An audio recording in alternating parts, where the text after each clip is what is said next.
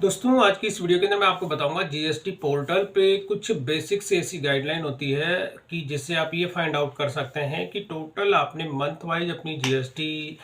Portal पे जो GSTR 1 और 3 भी जब आप फाइल करते हैं तो GSTR 1 के अंदर आपने जो फाइलिंग की है और करने के साथ ही आपकी जो लाइबिलिटी बनती है 3B के टाइम पे, तो आपने दोनों का जो कंपैरिजन होता है यानी कि आपने अपनी GSTR सेल जो आपने दिखाई है वो कितनी दिखाई है और जब आप 3B फाइल करते हैं तो उस टाइम पे आपकी लाइबिलिटी कितनी बनती है। अगर आपने ज़्यादा पे किया है या कम पे किया है तो एक तो उसके बारे में कंप्लीट इन्फॉर्मेशन आपको बताऊंगा कि मंथ वाइज अगर आपको टोटल अपनी GSTR फाइलिंग को चेक करना होता है तो उसका क्या प्रोसेस है, और इसके साथ ही जो एनुअल रिटर्न जो होती है अगर उसमें भी आपको अपनी टोटल स्टेटमेंट चेक करनी होती है कि पूरे फाइनेंशियल ईयर के अंदर आपने कितनी जो टोटल फाइलिंग की है और उसमें आपका आईटीसी कितना बनता है, आईजीएसटी कितना है, सीजीएसटी और एसजीएसटी आपकी लायबिलिटी कितनी बनती है, यानी कितनी आपने पे की है जीएसटी पोर्टल पे। और इसके साथ ही कुछ और दूसरी बेसिक सी जो गाइडलाइन होती है उसी के बारे में। तो यहाँ पर आप देखेंगे कि ये मेरा जीएसटी पोर्टल है और इसमें आप देखेंगे सारे लेजर बैलेंस मेरे जीरो है। अब जीरो से मतलब ये होता है कि जब कभी भी आपके जो आईटीसी अगर आपके पास नहीं होता है इट मीन्स कि आपके पास कोई भी फिजिकल जो स्टॉक होता है वो आपके पास नहीं है। क्योंकि मेरे पास जो है आईटीसी अगर मेरे पास इलेक्ट्रॉनिक कैश लेजर में बैलेंस रहता है तो मैं उसका रिफंड जो है इनिशिएट में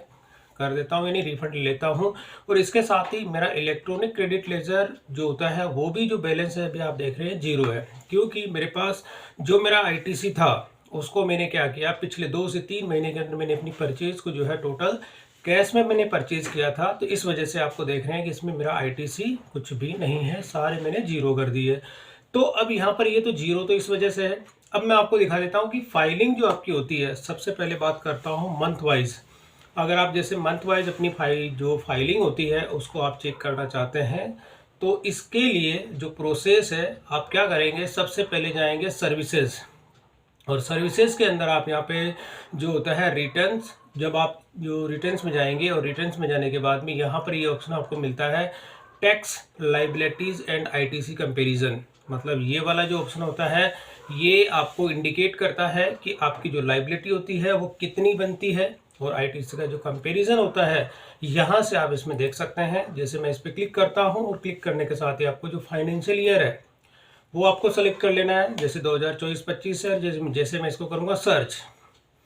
तो अब यहाँ पर जो ये टेबल आती है इस टेबल के अंदर आप देखेंगे दिसंबर तक का डाटा है। मतलब कि ये अब फाइनेंशियल ईयर कहाँ पे है, मार्च तक है, अप्रैल से लेके मार्च तक का डाटा आपको मिलता है ये फाइनेंशियल ईयर के हिसाब से। तो अब यहाँ पर आप देखेंगे कि दिसंबर की जो मैंने अपनी GSTR 1 तो मैंने फाइल कर दी, 1 मैंने फाइल कर दी, लेकिन मैंने 3B को अभी फाइल नहीं किया है। तो जब मैंने 3B को फाइल नहीं किया तो यहाँ पर आप डाटा देखते हैं वो 3B का डाटा इसमें नहीं आया है, क्योंकि मैंने अपनी GSTR 1 को तो फाइल कर दिया, यानी मैंने अपनी सेल तो इसमें चढ़ा दी, लेकिन सेल के साथ ही जो 3B का कंप्लीट प्रोसेस होता है वो मैंने नहीं किया, तो 3B का डाटा यहाँ पर नहीं आ रहा है। तो यहाँ पर आपको कॉलम अगर देखते हैं तो कॉलम नंबर 1 के अंदर तो टैक्स पीरियड आता है कि कौन से मंथ का है और कौन सा फाइनेंशियल ईयर है। टेबल नंबर 6 आप देखते हैं जिसमें कि आपकी लाइबिलिटी, मतलब कि आपकी लाइबिलिटी कितनी बनती है, तो आप देखेंगे GSTR 1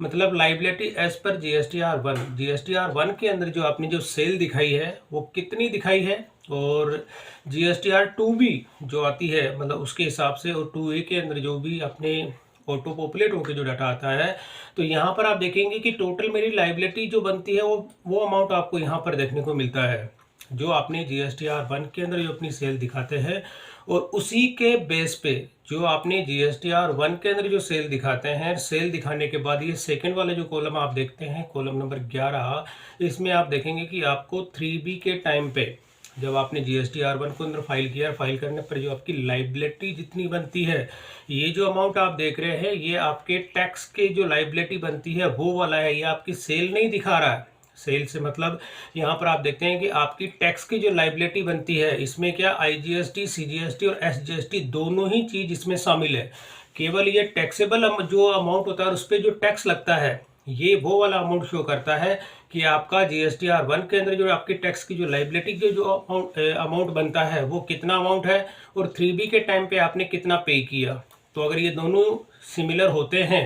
तो सिमिलर होने के केस में यहाँ पे जीरो आपको देखने को मिलता है। अगर ये जीरो नहीं होता है या ये माइनस में होता है या प्लस में होता है तो उस केस में ये रेड कलर में आ जाता है, और रेड कलर के साथ ही यहाँ पर जो 100 का जो रेशो होता है वो प्लस माइनस में हो जाता है। 100 का मतलब कि आपने बिल्कुल करेक्ट जो है, जो GSTR 1 के अंदर आपने जो टैक्स की लाइबिलिटी आपकी बनती है वही आपने 3B के टाइम में जो है फाइल किया है। तो आप देखेंगे मेरा जो भी डाटा है, मतलब अप्रैल 2024 से लेके नवंबर 2024 तक का जो डाटा अगर आप देखते हैं सबके अंदर 100% है। इट मीन्स कि इसमें कहीं पे भी कोई भी मतलब मिसमैच मेरा डाटा नहीं है। अगर आपका मिसमैच होता है तो उस केस में आपको GST पोर्टल से नोटिस भी आपको मिल सकता है। और यहाँ पर अगर आपका पेमेंट जो अगर आपको क्लिक करना होता है तो आप मेक पेमेंट DRCR जो थ्रू DRCR 03 इसके थ्रू आप अपनी पेमेंट भी कर सकते हैं। तो ये तो हो गया कि पेमेंट अगर आपका मिसमैच होता है या टोटल आपकी जितनी लाइबिलिटी कितनी बनती है, जितना GSTR 1 के अंदर आपने फाइल किया, जो टैक्स आपका बन रहा था उतना ही आपने 3B के टाइम में फाइल किया। तो नॉर्मल मैं आपको यही कहूँगा,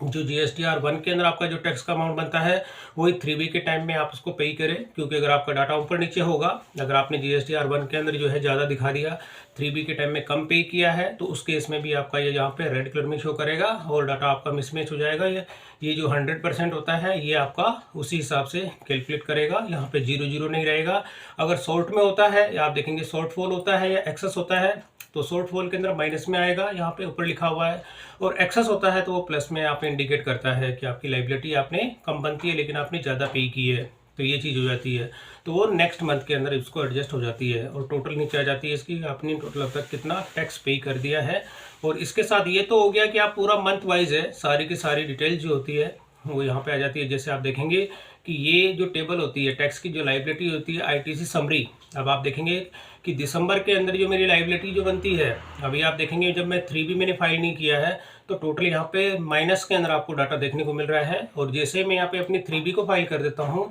तो ये जो माइनस में जो रेड कलर में आ रहा है ये कन्वर्ट होकर यहाँ पे 00 के अंदर हो जाएगा। अब तक आप देखेंगे सारी की सारी जो लाइबिलिटीज कितनी है, इस डाटा को अगर आप डाउनलोड करना चाहते हैं तो CSV फॉर्मेट के अंदर ये डाटा डाउनलोड भी हो जाता है। तो दोस्तों ये तो था कि मंथ वाइज आपको अपनी जो GSTR 1 होती है या 3B होती है उसका डाटा आप यहाँ से चेक कर सकते हैं। अब बात करते हैं कि आपने एनुअल के अंदर जो अपनी जो फाइलिंग की है उसको अगर आपको चेक करना होता है तो इसी के अंदर यहाँ पे सर्विसेज के अंदर होता है, यहाँ पे रिटर्न्स, और रिटर्न्स के अंदर होता है एनुअल रिटर्न। तो जैसे आप यहाँ पे एनुअल रिटर्न पे क्लिक करते हैं और वो आपको फाइनेंशियल ईयर सेलेक्ट करना है कि कौन से ईयर की आप फाइलिंग करना चाहते हैं, लेकिन मैं केवल डाटा आपको चेक करवाने के लिए कह रहा हूँ। फाइलिंग भी आप कर सकते हैं लेकिन डाटा अगर आपको चेक करना होता है तो उसी का प्रोसेस मैं यहाँ पे दिखा रहा हूँ। और यहाँ पे आपको प्रिपेयर ऑनलाइन जो GSTR 9 होती है, अब इसमें आपको नील की फाइल नहीं करनी मुझे, और आपको नेक्स्ट करना है। एक डाटा चेक करने का प्रोसेस आपको बता रहा हूँ, फाइलिंग का प्रोसेस मैं अभी नहीं बता रहा। तो यहाँ पर आप देखेंगे कि टेबल नंबर 4 होती है इसके अंदर आप जाएंगे और टेबल नंबर 4 के अंदर आप देखेंगे कि टोटल यहाँ पे आपकी जो लाइबिलिटी बनती है उसकी पूरी समरी आपको यहाँ पे देखने को मिलती है कि पूरे फाइनेंशियल ईयर के अंदर आपने जो B2C और B2B जो भी आपका होता है, ए जो सेक्शन होता है इसमें B2C के होते हैं और B के अंदर आप देखेंगे B2B होता है।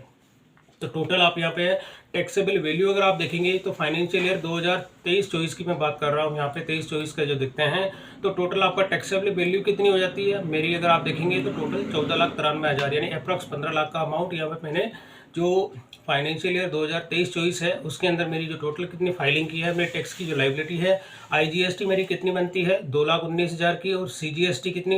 यहाँ पे 3,378 रुपये की, SGST कितना बन रहा है 3,378। तो मोटा मोटी अगर मैं यहाँ पे देखूँ तो ये 6,000 रुपये हो गए 2019 मतलब अप्रॉक्स 2,25,000, यानी पिछले अगर मैं फाइनेंशियल ईयर में देखूँ तो टोटल मैंने जो टैक्स पे किया है वो 2,25,000 का मैंने यहाँ पे किया है। तो ये चीज़ हो जाती है दोस्तों GST पोर्टल पे, जो आपका मंथ वाइज और पूरा एनुअल अगर आपको फाइलिंग का डाटा चेक करना होता है तो दोनों ही प्रोसेस मैंने आपको बता दिए। इस प्रोसेस को फॉलो करके आपने जो GSTR 1 के अंदर जो सेल अपनी दिखाई है और GSTR 3B के टाइम में जो अपनी सेल को आप जो पे करते हैं अमाउंट, वो आपने कितना पे किया है, अगर वो प्लस माइनस में होता है तो वो सारी चीज़ें आपको उसी बेस पे आपको GST पोर्टल जो है डाटा ऑटो पॉपुलेट होता है, और ऑटो पॉपुलेट होने के साथ ही जहां डाटा मिसमैच होता है उसी का आपको नोटिस इश्यू करता है। तो दोस्तों ये था GST पोर्टल पे मंथ वाइज और ईयरली अगर आपको कोई भी डाटा चेक करना होता है तो उसका मैंने एक सिंपल सा प्रोसेस आपको बताया है। इस प्रोसेस को फॉलो करके आप अपने GST पोर्टल पे मंथ वाइज और एनुअल जो भी आपकी रिटर्न्स होती है उसका डाटा आप चेक कर सकते हैं। तो दोस्तों वीडियो पसंद आई तो इसे लाइक और शेयर जरूर करें और मेरे चैनल को सब्सक्राइब करना ना भूलें।